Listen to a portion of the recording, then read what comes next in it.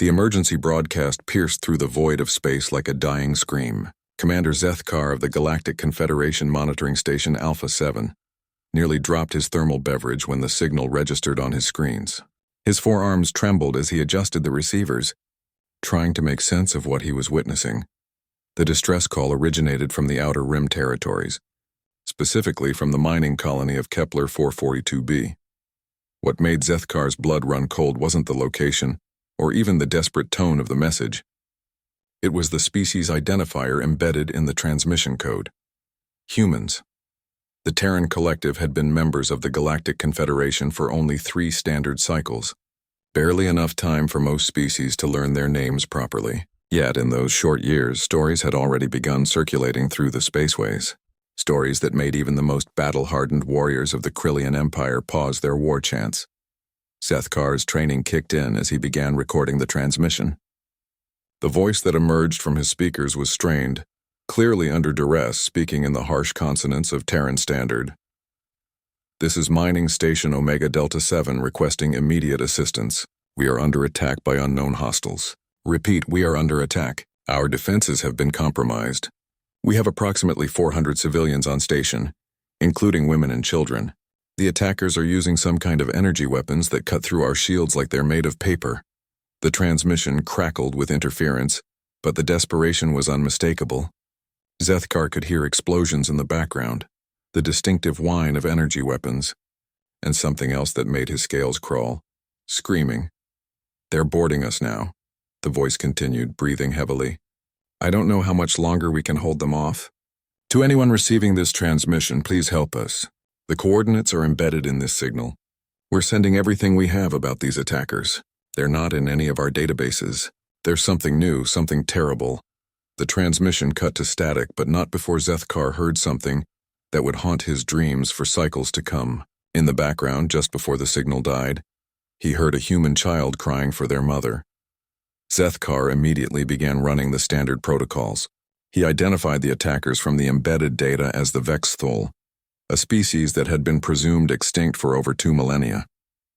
The legends described them as raiders from the dark spaces between galaxies, beings that fed on fear and suffering as much as they did on the resources they plundered. According to the historical records, the Vexthol had once terrorized entire sectors before mysteriously vanishing into the void. Their ships were described as massive biomechanical nightmares that could phase in and out of normal space. Their warriors were said to be 8 feet tall, with razor-sharp claws and an appetite for torture that had made them the stuff of bedtime stories used to frighten younglings across a dozen species. But what truly worried Zethkar was the response time calculation his computer had just finished. The nearest Confederation fleet was 6 days away at maximum warp. By the time they arrived, there would be nothing left but debris and the echoes of screams. He was reaching for his communicator to relay the distress call to Confederation Command when his secondary screen lit up with an automated response. Someone else had heard the transmission. Someone was responding. The reply came in the same harsh Terran standard, but this voice was different. Colder, more controlled. It carried an undertone that made Zethkar's survival instincts scream warnings. "Omega Delta 7, this is Admiral Sarah Chen of the Terran Defense Fleet. We have received your distress call. Help is coming. Hold your position and protect the civilians at all costs. We are en route with a full response fleet." Zethkar quickly pulled up the Terran fleet registries. What he found made his 4 hearts skip beats in sequence. The response wasn't coming from a single ship or even a small patrol group. The Admiral had deployed the entire Terran Expeditionary Fleet, 12 dreadnoughts, 36 cruisers, 84 destroyers, and at the center of it all, the flagship that had become legend in its short existence, the TNS Retribution, a ship so heavily armed that its weapon signatures alone had required the Confederation to create new threat assessment categories. But the numbers weren't what made Zethkar's breathing apparatus struggle to function properly. It was the estimated time of arrival that his computer had calculated based on the Terran fleet's last known position, 18 hours. The human ships were somehow going to cover a distance that should take 6 days in less than 24 hours. Zethkar ran the calculations 3 times, certain there had to be an error. There wasn't. He pulled up what little data the Confederation had on human military capabilities. Most of it was classified at levels far above his security clearance, but what he could access painted a picture that made him grateful that humanity had chosen to join the Confederation rather than conquer it. Humans, it seemed, had a concept they called acceptable losses that differed dramatically from every other known species. Where most civilized races would retreat when casualties reached 5%, humans had historically fought to the last individual when protecting their own. Their ships were built not for comfort or efficiency, but for one purpose: destroying anything that threatened human life. The mining colony under attack housed 400 humans. In response, Earth was sending a fleet capable of sterilizing entire star systems. As Zethkar watched the long-range sensors, he began to detect the first signs of the approaching human fleet. The signatures were unlike anything he had ever seen, ships moving faster than should be physically possible, their energy readings off the charts. He thought about the Vexthol raiders, probably still boarding the mining station, still torturing and killing innocents for sport. They had no idea what was coming for them. In the depths of space, something that had been sleeping for 3 billion years in human DNA was waking up. Something that had once hunted megafauna across African plains. Something that had built pyramids and split atoms and reached for the stars. Something that did not forgive. Something that did not forget. Something that protected its pack with a ferocity that had once made Earth's apex predators flee in terror. The Vexthol were about to learn why humans were classified as a Class 13 Deathworld species, and why, in the short time since joining the galactic community, every other species had learned to sleep a little more soundly, knowing that humans were watching the dark spaces between the stars. Admiral Sarah Chen stood on the bridge of the TNS Retribution, her gray eyes fixed on the tactical display showing the mining colony's position. The holographic representation of Kepler 442b rotated slowly in the center of the command deck, marked with red indicators showing the Vexthol ships surrounding the human installation, like vultures around carrion. "Ma'am, we're receiving updated telemetry from the long-range sensors," reported Lieutenant Commander Torres, his voice tight with controlled anger.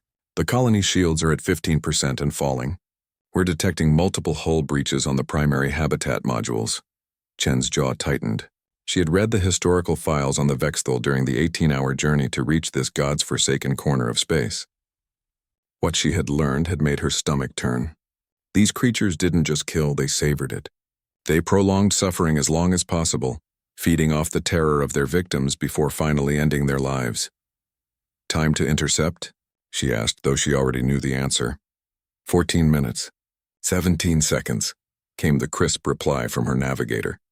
Behind her, the bridge crew worked with the quiet efficiency that had made the Terran Defense Fleet feared across 3 sectors. These weren't the polished diplomats who represented humanity in the Confederation chambers. These were the descendants of warriors who had crawled out of Earth's gravity well with blood under their fingernails and fire in their eyes. Signal from the Devastator. "Admiral," announced Communications Officer Park. "Captain Rodriguez reports all heavy kinetic batteries are armed and ready. The Annihilator and Hellbringer are standing by for your orders." Chen nodded. The 3 dreadnoughts at the heart of her fleet carried enough firepower to crack planets. Today, they were going to demonstrate exactly why humanity had spent the first 50 years of their space age perfecting the art of mutual assured destruction. "Admiral," came a new voice from the sensor station, "we're getting something strange from the Vexthol ships. It looks like they're trying to communicate with us." Chen raised an eyebrow. In all the historical records, there was no mention of the Vexthol attempting communication during an attack. They were described as mindless raiders driven only by hunger and bloodlust. "Put it through," she ordered. The bridge speakers crackled to life, and a voice emerged that sounded like broken glass scraping against stone. It spoke in heavily accented galactic standard, the words deliberate and mocking. "Human vessels, this is Warpack Leader Zorthak of the True Vexthol. We know you can hear us. Your pathetic mining station has provided us with excellent entertainment. The screams of your young are particularly satisfying." Chen's hands clenched into fists. Around the bridge, she could see her crew's faces hardening into expressions that would have frightened demons. The alien voice continued, clearly enjoying itself. "We offer you terms, humans. Withdraw your ships and we will kill your colony dwellers quickly. Continue your approach and we will ensure their suffering lasts for days. We have experience in keeping prey alive far longer than nature intended. The transmission cut off, leaving the bridge in deadly silence. Chen looked around at her crew, seeing her own cold fury reflected in their faces. These aliens had made two critical mistakes. First, they had threatened human civilians. Second, they had gloated about it. "Open a channel," Chen ordered, her voice deadly quiet. "Channel open, ma'am." Chen stepped forward, her voice carrying the weight of 4 billion years of predator evolution. Warpack leader Zorthak, "This is Admiral Sarah Chen of the Terran Defense Fleet. I want you to listen very carefully because I'm only going to say this once. In 13 minutes and 42 seconds, my fleet will arrive at your position. At that point, you will have exactly 60 seconds to surrender unconditionally and release all hostages unharmed." She paused, letting the silence stretch. "If even one human civilian dies from this point forward, I will hunt your species to extinction. I will follow you to whatever dark corner of space you crawl back to, and I will ensure that your entire civilization learns why humans don't negotiate with terrorists. I will make certain that your name becomes a cautionary tale, told in the deepest pits of whatever hell spawned you." The bridge crew had stopped their work, staring at their admiral with a mixture of admiration and terror. Chen wasn't known for empty threats. The alien's response came quickly, and Chen could hear the surprise in its voice. Clearly, they weren't used to prey that talked back. "You dare threaten us, softskins? We are the Vexthul! We ruled the void when your species was still crawling in mud. We have destroyed civilizations that were old when your son was young." Chen smiled, but there was no warmth in it. "Yes, I read your resume. Very impressive. Unfortunately for you, those civilizations you destroyed weren't human." She gestured to Lieutenant Commander Torres. "Weapon status? All ships report ready for combat, ma'am. We've got targeting solutions on all 12 Vexthul vessels. Their ships are big, but they're using technology that's at least 2,000 years old. Our missiles will cut through their armor like paper." "Excellent. Signal the fleet. Battle formation, Armageddon. All ships are to target engines and weapons systems first. I want those ships disabled, not destroyed. We're going to need at least one of them intact for questioning." The tactical display shifted as the human fleet spread out into attack formation. The Terran ships moved with a precision that spoke of countless hours of training and an institutional memory that stretched back to Earth's bloodiest. "Conflicts, ma'am," called out the communications officer. "We're getting another transmission from the mining station. It's weak, but I can boost it." The voice that emerged was barely a whisper, but the words hit the bridge crew like physical blows. "This is Dr. Martinez at Omega Delta 7. They've taken the children. They're using them as shields. My God, what they're doing to them." The transmission cut off in a burst of static. The bridge fell silent except for the hum of the ship's engines. Chen could feel something shifting in the air around her, something primal and dangerous awakening in the hearts of her crew. "Change of orders," she said quietly. "Signal the fleet. We're going with battle formation extinction event, no survivors." "Ma'am?" Torres looked up, his face pale. Chen turned to face the tactical display, watching as her ships adjusted their formation. "The Vexthul want to know why humans are classified as Deathworlders, Lieutenant Commander. Today they're going to get a demonstration." In the depths of space, 12 human warships began to accelerate toward their targets. Behind them, the void itself seemed to darken, as if the universe was holding its breath. The Vexthul had awakened something that had been sleeping in human DNA for millions of years. Something that remembered the taste of predator blood. Something that had once stared down cave bears and saber-toothed cats without blinking. Something that protected its young with a ferocity that made supernovas look gentle. The Vexthul Warpack leader Zorthak stood in the command chamber of his flagship, the Bone Render, watching the approaching human vessels with something approaching confusion. In 2 millennia of raiding, he had never encountered prey that responded to threats with greater aggression. His biomechanical ship pulsed around him, its living walls processing fear and pain from the captured humans in the lower decks. The Vexthul had perfected the art of feeding on terror long before most species had discovered fire. The mining station had provided them with a feast of delicious agony. Warpack leader chittered his sensor operator. "The human ships are maintaining course and speed. They show no signs of retreating." Zorthak's mandibles clicked together in annoyance. Perhaps these humans needed a more persuasive demonstration of Vexthul superiority. "Bring me one of the young ones," he commanded. "The smallest you can find." Minutes later, A trembling human child was dragged into his command chamber by two of his warriors. The little girl couldn't have been more than 6 standard cycles old, her face streaked with tears and her small hands shaking uncontrollably. Zorthak activated his ship's long-range communications array, ensuring the human fleet would receive his transmission. He wanted them to see this, to understand exactly what would happen to every human on the station if they continued their foolish approach. "Human Admiral," he began, his voice dripping with malicious pleasure, "perhaps you need a more convincing demonstration of what awaits your colonists." He reached down with one massive claw, lifting the child by her shirt. She whimpered but was too terrified to cry out. Behind her, Zorthak could see the mining station through his ship's viewports, its hull breached in dozens of places, atmosphere venting into space like blood from wounds. "This small one will be the first to die if your ships advance another meter," he continued, "and her death will be neither quick nor painless. We have perfected techniques that will keep her conscious and aware for hours while we—" He never finished the sentence. The human fleet had been within weapons range for 37 seconds, but Zorthak hadn't noticed the targeting lasers painting his ship until it was too late. The first kinetic round struck his vessel's forward shields with the force of small asteroids, overloading the energy barriers in microseconds. What followed was a demonstration in applied violence that would have impressed the war gods of a dozen dead civilizations. TNS Retribution opened fire with its main battery, sending a stream of relativistic projectiles into the Bone Render's hull. Each round carried the kinetic energy of a tactical nuclear weapon, but the humans had designed them for penetration, not explosion. They punched through the biomechanical armor like needles through skin, creating perfectly round holes that vented atmosphere and alien blood into space. But the kinetic bombardment was just the opening move. The human destroyers had spread out in a perfect formation, each ship targeting a different Vexthal vessel. Their missile tubes opened like the mouths of hungry beasts, releasing swarms of guided projectiles that corkscrewed through space with predatory grace. The Vexthal had ruled the void through intimidation and superior technology for thousands of years. But their technology was old, designed for terrorizing primitive civilizations. The humans had spent barely a century in space, but they had used every minute of it to perfect the art of killing. Zorthak stumbled as his ship shuddered under the assault, the little human girl tumbling from his grasp. Around him, his command chamber began filling with acrid smoke as systems overloaded and failed. The living walls of his ship were screaming in harmonics that made his bones ache. "Impossible," he snarled, struggling to maintain his footing. "No species fights like this.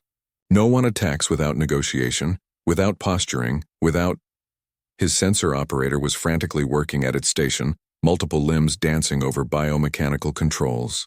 "Warpack leader, we're reading massive energy spikes from the human ships. They're not using standard battle tactics.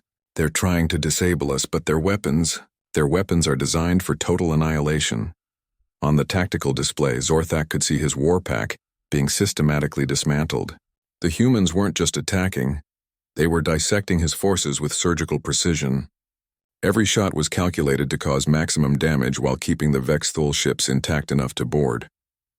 The communication channel crackled back to life, and Admiral Chen's voice cut through the chaos with icy clarity. "Zorthak, this is your first and final warning. Release all hostages immediately and surrender your ships, or I will demonstrate why humans are the only species to achieve spaceflight after nuking themselves." Around the command chamber, Zorthak's crew was beginning to show signs of something the Vexthal had rarely experienced: fear. They had fed on terror for so long that they had forgotten what it felt like to be the ones experiencing it.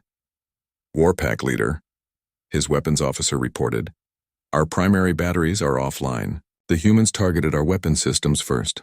We can't return fire." Zorthak's rage built to a crescendo. How dare these soft-skinned weaklings challenge the Vexthal? How dare they threaten beings who had conquered the void itself? "All ships ramming speed," he commanded.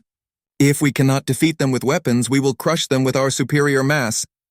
It was a tactic that had worked against dozens of species over the millennia. The Vexthal ships were massive biomechanical behemoths that could shrug off incredible damage. Even without weapons, they could destroy smaller vessels simply by colliding with them. But as his ship began its death charge toward the human fleet, Zorthak realized he had made a critical error in judgment. The humans weren't trying to preserve their ships. They weren't fighting a limited engagement with rules of warfare and diplomatic consequences. They were fighting the way their ancestors had fought cave bears and dire, wolves and every other predator that had threatened their children. They were fighting to exterminate, a threat to their pack. The TNS Devastator moved to intercept his ship, and Zorthak felt a moment of savage satisfaction. The human dreadnought was less than half the size of the Bone Render. The impact would destroy it completely, but instead of trying to avoid the collision, the human ship accelerated toward them. At the last second, it rolled to present its heaviest armor, and the two vessels smashed together with the force of colliding moons. The Bone Render, already weakened by the kinetic bombardment, crumpled like paper. The Devastator's armored hull, designed to withstand the pressures of gas giant atmospheres and the radiation of dying stars, punched through the Vexthul ship's biomechanical structure like a spear through flesh. As his command chamber collapsed around him, Zorthak caught sight of the little human girl he had been threatening. She was huddled in a corner, protected by debris, staring at him with eyes that held no fear, only accusation. In that moment, as his ship died around him and his war pack was systematically destroyed by an enemy that fought like the nightmares of gods, Zorthak finally understood what his species had awakened. The humans weren't just another prey species. They were something far more dangerous. They were pack hunters who had learned to build starships. Dr. Elena Martinez pressed her back against the sealed blast door, listening to the sounds of battle raging outside the mining station's emergency shelter. Her medical training had prepared her for many things, but not for the systematic extermination happening beyond these walls. The shelter held 67 colonists, mostly women and children who had been in the primary habitat module when the Vexthul attack began. For the past hour, they had listened to their friends and neighbors dying in the corridors above, the bow, aliens' inhuman laughter echoing through the station's communication systems. Dr. Martinez, whispered Sarah Okafor, clutching her infant daughter to her chest. What's happening out there? Those sounds, they're different now. Elena strained to listen. Sarah was right. The screaming had stopped. So had the Vexthul's taunting broadcasts. Instead, she could hear the distinct whine of human plasma cutters and the heavy footsteps of armored boots. "Mommy, are the monsters gone?" asked little Tommy Chen, his 6-year-old face streaked with tears. His mother smoothed his hair, unable to answer. The shelter's emergency communication system crackled to life, and a voice emerged that made Elena's knees nearly buckle with relief. It was human, speaking with the crisp accent of Earth's military academies. "Omega Delta 7 survivors, this is Colonel Marcus Kane of the Terran Marines. We are aboard your station and conducting search and rescue operations. If you can hear this, stay where you are. We're coming for you." Elena activated the shelter's response beacon, her hands shaking as she input the emergency codes. Around her, the colonists began to weep with relief. Months of suppressed terror finally finding release. But their celebration was interrupted by a new sound, the metallic grinding of something trying to cut through the blast door.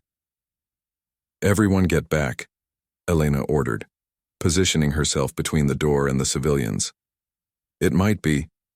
The door split open with a shower of sparks, revealing 3 figures in powered armor that looked like it had been designed by demons. The humans who emerged were covered in alien blood, their helmet displays casting eerie blue light in the shelter's dim emergency lighting. The lead figure removed his helmet, revealing a scarred face and gray eyes that had seen too much war. This was Colonel Kane, Elena realized, though he looked nothing like the polished officers she had seen in recruitment videos. "Dr. Martinez?" he asked, his voice surprisingly gentle. "Yes, that's me." "Ma'am, I need you to stay calm. We're here to get you out, but I have to warn you. The station has been compromised. What you're going to see outside isn't pleasant." Elena nodded, understanding. As the station's chief medical officer, she had treated enough trauma cases to know that war left scars on more than just the survivors. Kane's team began organizing the evacuation with military efficiency, but Elena noticed something that made her stomach clench. The Marines weren't just being careful. They were being reverent, handling the colonists like precious artifacts that might shatter at any moment.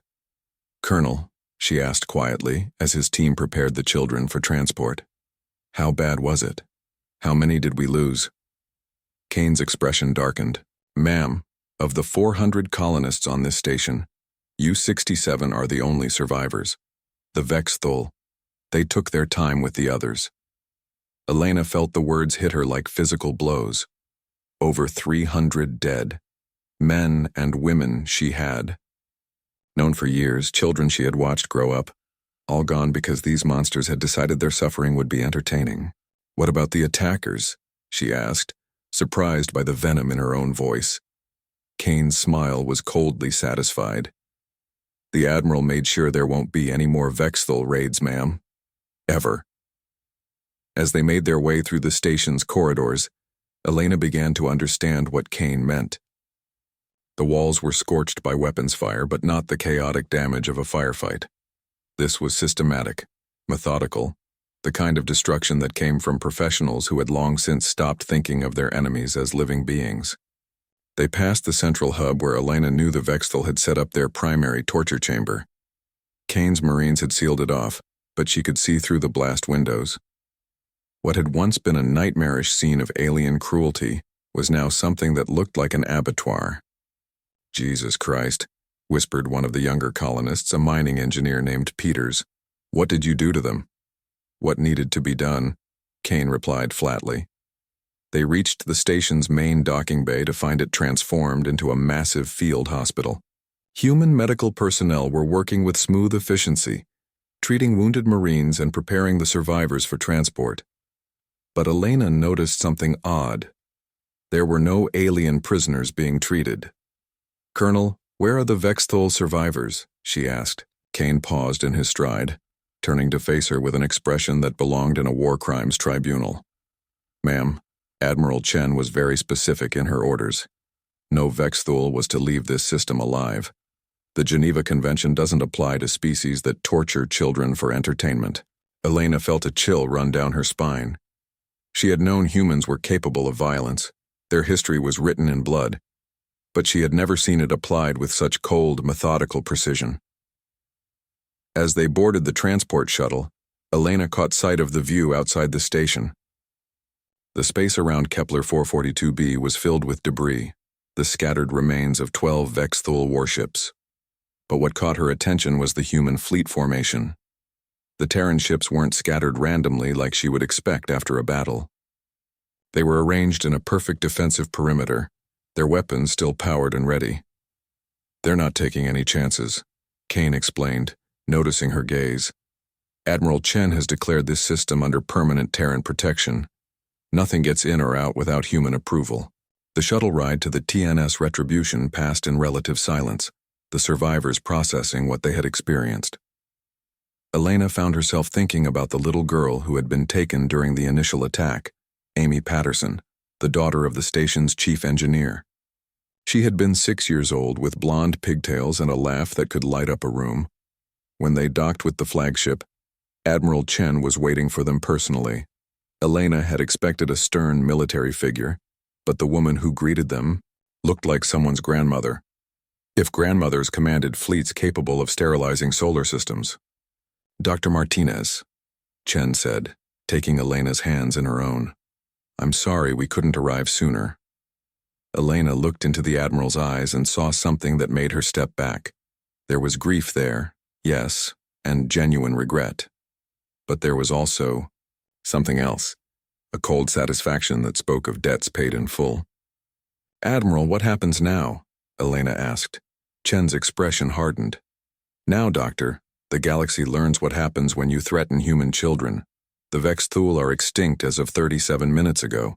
We tracked their ships back to their home system and conducted what the history books will probably call a punitive expedition. Elena felt her breath catch. You destroyed their entire civilization? Every ship, every station, every last one of them. Chen's voice carried no regret. The universe is a safer place today. As Elena was led to quarters where she could rest and recover, she found herself thinking about humanity's place in the galaxy. They had been seen as newcomers, primitives who had barely learned to travel between stars. But what the galaxy hadn't understood was that humans had spent 4 billion years learning to survive on a world that actively tried to kill them. They had evolved not just intelligence, but something far more dangerous: the ability to wage total war against any threat to their pack. The Vexthul had thought they were hunting prey. Instead, they had awakened apex predators who remembered what it meant to protect their young. 3 days after the Vexthul extinction, Ambassador Tekela of the Galactic Confederation found herself standing in the council chambers on Nexus Prime, facing the most challenging diplomatic crisis of her career. The emergency session had been called by representatives from 17 different species, all demanding answers about the humans' actions at Kepler 442b. The chamber buzzed with a dozen different languages as translators worked to keep up with the heated discussions. Tekela's own species, the Zilithians, had long served as mediators in galactic affairs, but nothing in their diplomatic training had prepared them for dealing with humans. "Order! Order in the chamber!" called Chancellor Vexron, his massive crystalline form pulsing with frustrated energy patterns. "We are here to address the concerning reports about Terran military actions in the Outer Rim territories." Ambassador Chen Weiming sat at the human delegation's table, his expression carefully neutral. Behind him, 2 silent figures in formal military dress represented the Terran Defense Fleet. Tekela had tried to read their service records, but most of their files were classified, at levels that even Confederation security couldn't access. "The floor recognizes Ambassador Cathera of the Morthak Empire," announced the Chancellor. The insectoid ambassador's mandibles clicked aggressively as she spoke. "Honorable representatives, what we witnessed at Kepler 442b was not defensive action. It was genocide. The humans didn't just repel the Vexthul attackers. They hunted them to extinction across multiple star systems. This violates every principle of proportional response established by the Galactic Accords." Murmurs of agreement rippled through the chamber. Tekela watched Ambassador Chen's face carefully, noting the slight tightening around his eyes. The human diplomat was clearly restraining himself. "Furthermore," Cathara continued, "our deep space monitoring stations detected massive energy signatures consistent with stellar bombardment in the Vexthul home systems. The humans didn't just destroy their military forces, they eradicated their entire civilization, including non-combatants and civilian populations." The chamber erupted into concerned chittering and clicking. Several species had been conquered by the Vexthul in the distant past, but even they seemed disturbed by the totality of the human response. Chancellor Vexron gestured for silence. "Ambassador Chen, how does humanity respond to these allegations?" Chen Weiming stood slowly, his movements deliberate and controlled. When he spoke, his voice carried across the chamber with quiet authority. "Honorable Chancellor, esteemed representatives, humanity does not deny the actions taken against the Vexthul. We destroyed their military forces, their infrastructure, and yes, their ability to threaten innocent life ever again." He paused, letting his words sink in before continuing. "However, the Confederation seems to have forgotten exactly what the Vexthul were. They weren't a legitimate government or recognized military force. They were raiders who had spent millennia terrorizing civilian populations for sport. The historical records show they had committed genocide against at least 47 different species." Tekela accessed her data tablet, quickly pulling up the referenced files. The human was correct. The Vexthul had been classified as a galactic threat level Omega, right up until their mysterious disappearance 2,000 years ago. "But that doesn't justify total extermination," protested Ambassador Yithtar of the Peaceful Union. "There must have been Vexthul civilians, non-combatants who had no part in the attack on your colony." Chen's expression hardened. "Ambassador, our intelligence analysis of Vexthul society indicates that their entire civilization was built around raiding and terror. They had no civilian population as we understand the term. Every adult Vexthul was either a warrior or a support specialist for their war machine." He activated a holographic display that showed the interior of the mining station. Tekela had to suppress a wave of nausea as images of the Vexthul torture chambers filled the air above the assembly. "These recordings were recovered from the mining station," Chen continued, his voice never wavering. "I warn you, the content is disturbing. The Vexthul weren't just killing our colonists. They were conducting systematic torture for entertainment. They broadcast the suffering of human children to their entire fleet as a form of recreation. The chamber fell silent except for the soft whirring of translation equipment. Even the most pacifist species present seemed shaken by what they were seeing. The Terran Defense Fleet's response was not genocide, Chen stated firmly. It was pest control. We eliminated a threat that had plagued the galaxy for thousands of years, a threat that the Confederation had been unable or unwilling to address. Ambassador Cathara's mandibles clicked angrily. You cannot justify the extinction of an entire species based on the actions of raiders. Shen turned to face her directly, and Tequila saw something in his eyes that made her survival instincts scream warnings. The human diplomat was no longer restraining himself. Ambassador, let me ask you a question. If a pack of rabid animals was threatening your children, would you capture them for rehabilitation? Would you negotiate with them? Would you relocate them to a nice preserve where they could live peacefully? He didn't wait for an answer. Or would you eliminate the threat completely, ensuring it could never harm another innocent again? The chamber was dead silent. Tequila realized that the human wasn't just defending his species' actions. He was revealing something fundamental about human nature that the galaxy hadn't understood. The Vexthul made a critical error, Chen continued. They assumed humans would respond like every other species they had encountered. They expected us to negotiate, to seek diplomatic solutions, to accept reasonable losses in exchange for peace. He gestured to the military officers behind him. But humans don't negotiate with entities that torture children. We don't seek diplomatic solutions with predators that view innocent suffering as entertainment. And we most certainly don't accept any losses when it comes to protecting our own. Chancellor Vexran's crystalline form flickered with concern. Ambassador Chen, while we understand your species' desire for justice, the Confederation cannot sanction the complete extinction of another sapient race. There must be consequences for such extreme actions. Chen smiled, but there was no warmth in it. Chancellor, I think there's been a misunderstanding about humanity's relationship with the Confederation. He activated another holographic display, this one showing the current disposition of human forces throughout Confederation space. Tequila felt her breathing apparatus struggle as she processed what she was seeing. Over the past 3 years, humanity has quietly deployed defensive fleets in 47 systems, where civilian populations might be threatened by raiders, pirates, or hostile forces. We've established patrol routes that cover 80% of the major shipping lanes, and we've built monitoring stations that can detect aggressive action anywhere in Confederation space within hours. The implications hit the chamber like a physical force. The humans hadn't just joined the Confederation, they had appointed themselves as its unofficial guardians. We didn't ask permission, Chen continued conversationally. We didn't seek approval from committees or wait for bureaucratic processes. We saw a need and we filled it. Because that's what humans do when we see innocent life threatened. Ambassador Yithtar was trembling as she spoke. You're talking about a shadow military occupation of Confederation space. We're talking about the reality of galactic security, Chen corrected. For 3 years, piracy in Confederation space has dropped by 94%. Raider attacks have virtually ceased. Slave trading has become extinct in over 30 systems. These aren't coincidences.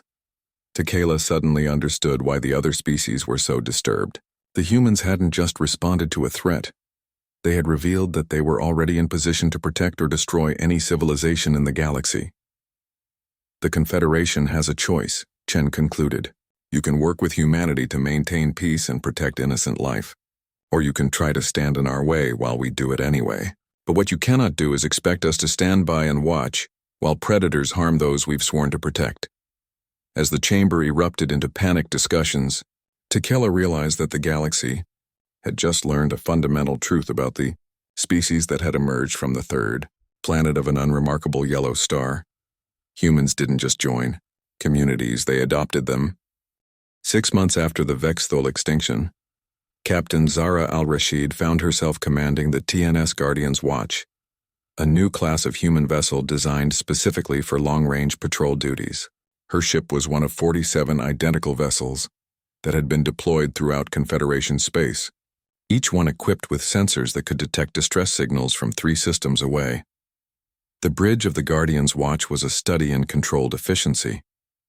Unlike the massive dreadnoughts that had destroyed the Vexthul fleet, these patrol ships were built for speed and endurance. They were the eyes and ears of humanity's self-appointed role as galactic peacekeepers. Contact bearing 27 Mark IV, reported Lieutenant Sarah Kim from the sensor station. It's a civilian transport Rigelian registry. They're broadcasting an automated distress beacon. Captain Al-Rashid leaned forward in her command chair. Since the Confederation had formally acknowledged humanity's protective mandate, rescue calls had become routine, but each one still carried the weight of lives in the balance. Time to intercept? 47 minutes at maximum burn, replied her navigator. Take us there. And signal the Confederation monitoring station. Let them know we're responding. As the Guardian's watch changed course, Al-Rashid reflected on how much had changed since the Kepler 442b incident. The other species had initially been terrified by humanity's display of overwhelming force, but terror had gradually given way to something unexpected. Relief. The galaxy was safer now. Pirates thought twice before attacking shipping lanes patrolled by human vessels. Slavers had found more profitable careers. Even the warlike Krillians had toned down their aggressive expansion after a human fleet had appeared in their space. During a particularly brutal conquest attempt, Captain called Communications Officer Torres. We're receiving an update from the distress beacon. The Rigelian transport reports they're under attack by unknown raiders, multiple vessels, heavily armed. Al-Rashid felt that familiar tightening in her chest that every human officer had learned to recognize. Somewhere ahead of them, innocent beings were in danger. Signal the fleet, she ordered. Any ships within 2 hours travel time converge on our position. This might be another Vexthol situation. The thought chilled her. Intelligence reports suggested that several other predatory species had filled the void left by the Vexthol extinction. Some had even adopted similar tactics, apparently believing they could succeed where the Vexthol had failed. They were wrong. Contact established, Torres announced. I'm putting the Rigelian captain on speakers. The voice that emerged was clearly panicked, speaking in the melodic tones of Rigelian standard. Any vessels, this is Captain Yethla of the transport vessel Harmony's Dream. We are under attack by raiders identifying themselves as the Ironclaw Syndicate. They're demanding our cargo and passengers. We have 300 civilians aboard, including spawning mothers and younglings. Al-Rashid activated her ship's response beacon. Harmony's Dream. This is Captain Al-Rashid of the Terran Defense Fleet vessel Guardian's Watch. Help is en route. Can you maintain defensive posture for 40 minutes? The relief in the alien captain's voice was palpable. Guardian's Watch, blessed be your arrival. We can hold for 40 minutes, but our shields are failing. These raiders, they're using Vexthol weapons. Somehow they've acquired the technology. That news hit the bridge like a cold wind. The Vexthol's biomechanical weapons had been specifically designed to cause maximum suffering. If the Ironclaw Syndicate had access to that technology, this rescue just became exponentially more dangerous. Weapons status? Al-Rashid asked her tactical officer. All systems green, Captain. We've got full loads of kinetic rounds and plasma missiles. The new targeting computers are online and tracking multiple contacts. Al-Rashid nodded. The Guardian's Watch wasn't a dreadnought, but she carried enough firepower to sterilize a small moon. More importantly, she was crewed by humans who had learned from the Vexthol encounter. Signal from the Rigelian transport, Torres reported. They're patching through communications from the raiders. The voice that filled the bridge was harsh and mechanical, clearly coming through some kind of translator device. But the malice in it needed no translation. Attention, human vessel. This is War Chief Grakthol of the Ironclaw Syndicate. You will withdraw from this system immediately, or we will demonstrate the fate of those who interfere with our operations. Al-Rashid smiled coldly. These aliens clearly hadn't learned the lesson that the Vexthol had died teaching. War Chief Grakthol, she replied, her voice carrying the same icy authority that Admiral Chen had used months earlier. This is Captain Al-Rashid of the Terran Defense Fleet. You will release the civilian transport immediately and surrender your vessels for inspection. You have 30 seconds to comply. The raider's response was exactly what she expected, harsh laughter, mixed with contempt. You humans think you are the apex, predators of the galaxy because you destroyed the weakened Vexthol remnants. But we are the Ironclaw Syndicate. We have conquered 17 systems and enslaved millions. We do not fear your primitive weapons. Al-Rashid looked around her bridge, seeing her own grim amusement reflected in her crew's faces. These raiders had clearly not done their research. Lieutenant Kim, she ordered, Full sensor sweep of the raider vessels. I want to know everything about their capabilities. Aye, Captain. Scanning now. Holy hell. Al-Rashid raised an eyebrow at the uncharacteristic outburst. Report. Captain, these aren't just raiders with stolen Vexthul weapons. They've got actual Vexthul biomechanical ships. Somehow they've managed to capture and control living Vexthul vessels. The implications hit the bridge crew like a physical blow. The Vexthul ships weren't just weapons. They were living entities that fed on fear and suffering. If the Ironclaw Syndicate had found a way to control them, they represented a threat almost as dangerous as the Vexthul themselves. How many ships? Al-Rashid asked. 7 raider vessels surrounding the transport, but Captain, there's something else. I'm detecting massive biosignatures from the Vexthul ships. They're not just controlled, they're being fed. There are hundreds of life forms aboard those ships, and most of them are in distress. Al-Rashid felt her blood run cold. The raiders weren't just using Vexthul technology. They were maintaining it the same way the original Vexthul had, by feeding it a constant diet of terror and agony. Change of orders, she announced to her crew. This is no longer a rescue mission. This is an extermination operation. Signal the incoming human fleet. We're dealing with active Vexthul technology powered by living victims. Her communications officer's hands moved across his console with practiced efficiency. Message sent, Captain. Admiral Chen is responding personally. ETA on the Retribution is 78 minutes. Al-Rashid nodded grimly. By the time the Admiral arrived, this would be over one way or another. All hands battle stations, she ordered. Today we remind the galaxy why humans don't negotiate with slavers. The Guardian's watch surged forward through space, its engines burning at maximum power. Behind them, 6 more human vessels were converging on their position, their crews already preparing for the kind of battle that had made humanity's name legendary throughout the galaxy. The Ironclaw Syndicate was about to learn the same lesson the Vexthul had died learning. Humans didn't just protect the innocent, they avenged them.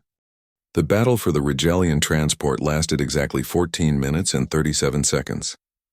When it was over, the Ironclaw Syndicate had joined the Vexthul in extinction, their biomechanical ships drifting as silent monuments to the folly of threatening human-protected civilians.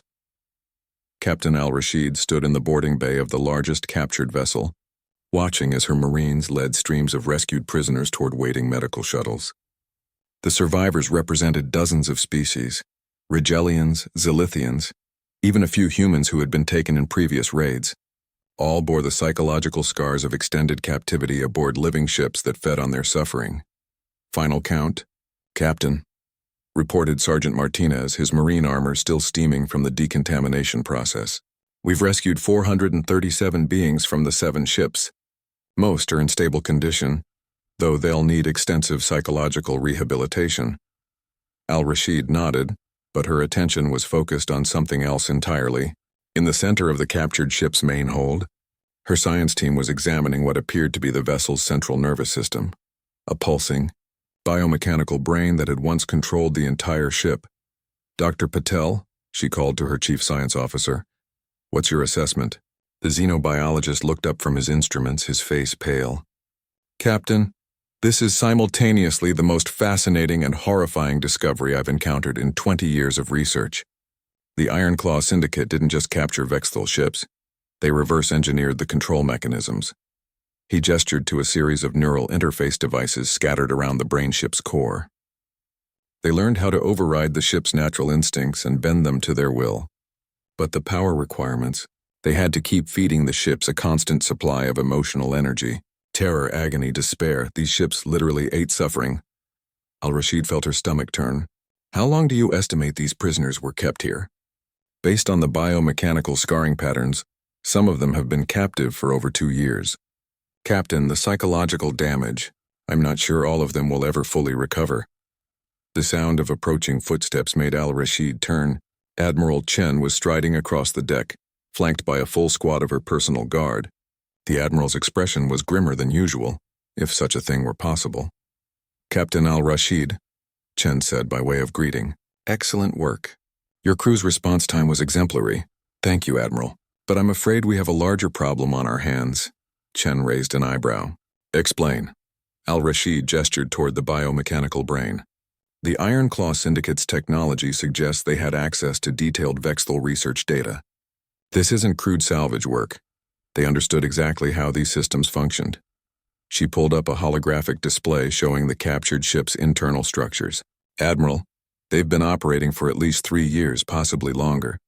That means they've been perfecting this technology since before the Vexthul extinction. They might not be the only ones. Chen's expression darkened as she processed the implications.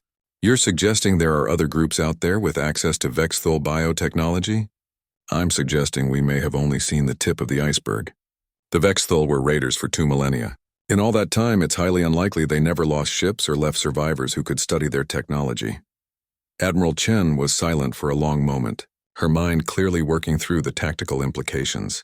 When she spoke again, her voice carried the weight of command decisions that would reshape galactic security. Dr. Patel, she addressed the science officer directly. I want complete technical specifications for everything on these ships. I want to know how the control systems work, how the biomechanical components interface with traditional technology, and most importantly, how to detect them at long range. Admiral, Patel replied, that level of analysis could take months. You have 48 hours. Use whatever resources you need. Chen turned back to Al-Rashid. Captain, I want you to take the Guardian's Watch and begin a systematic patrol of the Outer Rim territories. If there are more groups using Vexthul technology, they'll be operating in the lawless systems where Confederation authority is weakest. Al-Rashid nodded. What about the survivors here? They'll be transferred to the medical ship Mercy's Hand for rehabilitation and eventual repatriation. But Captain, Chen's voice softened slightly, make sure they understand that what happened to them will never happen again. Humanity's protection extends to every innocent being in this galaxy. As the Admiral departed, Al-Rashid found herself thinking about the path that had led to this moment. 6 months ago, humans had been newcomers to galactic society, struggling to find their place among ancient civilizations. Now they were the unofficial guardians of an entire galaxy, hunting down threats that even the established powers had been unable or unwilling to address. Captain, called Lieutenant Kim from the ship's sensor station, I'm picking up a transmission from the Confederation Council. It's marked Priority Alpha. Al-Rashid activated the communication system, and Ambassador Tekela's image appeared in the holographic display. The Zalithian diplomat looked exhausted, her usually pristine appearance disheveled. Captain Al-Rashid, Tekela began, I'm transmitting on behalf of the Galactic Confederation Council. We've received your after-action report regarding the Iron Claw Syndicate incident. The ambassador paused, clearly struggling with her next words. The Council has voted unanimously to officially designate the Terran Defense Fleet as the primary enforcement arm of Confederation security operations. You have full authority to pursue threats to civilian populations wherever they may be found, with unlimited mandate for protective action. Al-Rashid felt a mix of satisfaction and sobering responsibility. The galaxy's established powers had finally acknowledged what had been true since the Vexthul extinction. Humanity was the only species willing and able to protect the innocent without reservation. There is one condition, Tekela continued. The Confederation requests that humanity establish a formal academy for training multi-species security forces. Other civilizations want to learn from your methods, to understand how you've achieved such effectiveness in protecting civilian populations. Al-Rashid smiled. The request made perfect sense. Humans had always been teachers as well as protectors. Please inform the Council that humanity accepts this responsibility, she replied. We'll begin establishing training facilities within the month. As the communication ended, Al-Rashid looked around the captured Vexthul ship one last time. The biomechanical walls were already beginning to decay without their diet of suffering, returning to the inert matter they had been before the Vexthul had corrupted them with pain. In the distance, she could see the rescued prisoners being gently guided aboard human medical ships, where they would receive the care and compassion they needed to heal from their ordeal. Some might never fully recover from what they had endured, but they would never have to fear such treatment again. Set course for the Outer Rim, she ordered her crew. There's work to be done. The Guardian's Watch turned away from the debris field that had once been the Iron Claw Syndicate, her engines burning bright against the cosmic dark. Throughout the galaxy, dozens of her sister ships were beginning similar patrols, their crews united by a simple understanding that had driven human evolution for millions of years. The pack protected its own. And now, thanks to humanity's expansion into space, that pack included every innocent being in the galaxy. As they jumped to hyperspace, Captain Al-Rashid reflected on the question that had begun this entire journey. What happens when apex predators learn to build starships? The answer, she realized, was that the universe becomes a much safer place for everyone else.